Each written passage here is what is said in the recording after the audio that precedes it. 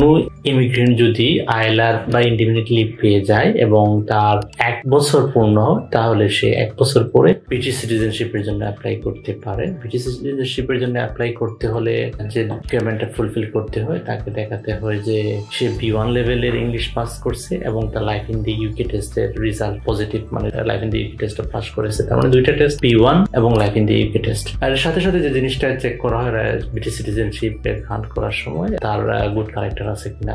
Good ক্যারেক্টারে তার কোনো issues আছে কিনা। গুড ক্যারেক্টার বলতে তার নামে কোনো ক্রিমিনাল কনভিকশন আছে কিনা, সিভিল পেনাল্টিজ আছে কিনা, ড্রাইভিং অফেন্স আছে কিনা, আনপেইড কোনো ডেট আছে কিনা, এই বিষয়গুলো গুড ক্যারেক্টার গ্রাউন্ডে পড়ে। তো অনেক সময় ড্রাইভিং অফেন্স বা এরকম সিভিল পেনাল্টির মতো এই বিষয় যদি থাকে বা কোনো ইভেন কোনো প্রশ্নও যদি থাকে, একজন অ্যাপ্লিকেন্টকে তার একটা অ্যাপ্লিকেশন ফর্মে ডিক্লেয়ার করা উচিত। যদি ডিক্লেয়ার করা না হয়, তাহলে নন ডিসক্লোজার গ্রাউন্ডে অ্যাপ্লিকেশন রিফিউজ হতে পারে। তো অ্যাপ্লিকেশন করার পর এই অ্যাপ্লিকেশনটাকে বলে ন্যাচারালাইজেশন অ্যাপ্লিকেশন।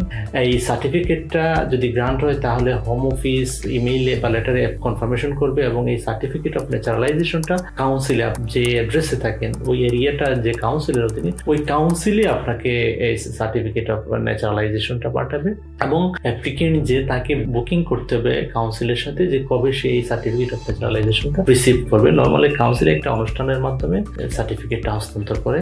আর সার্টিফিকেট পাওয়ার পরে দেন মানে মূল পাসপোর্ট, ফিজিক্যাল পাসপোর্টের জন্য অ্যাপ্লাই করতে হয়। তাহলে এটা 2 স্টেজ অ্যাপ্লিকেশন। প্রথমটা হলো আপনার অ্যাপ্লিকেশন করতে হয় ন্যাচারালাইজেশনের জন্য। ন্যাচারালাইজেশন গ্রান্ট হলে হোম অফিস এই সার্টিফিকেটটা কাউন্সিল অফিসে পাঠিয়ে দেয় এবং কাউন্সিল অফিস থেকে সার্টিফিকেটটা রিসিভ করার পর দেন ফিজিক্যাল পাসপোর্টের জন্য অ্যাপ্লিকেশন করতে হয়।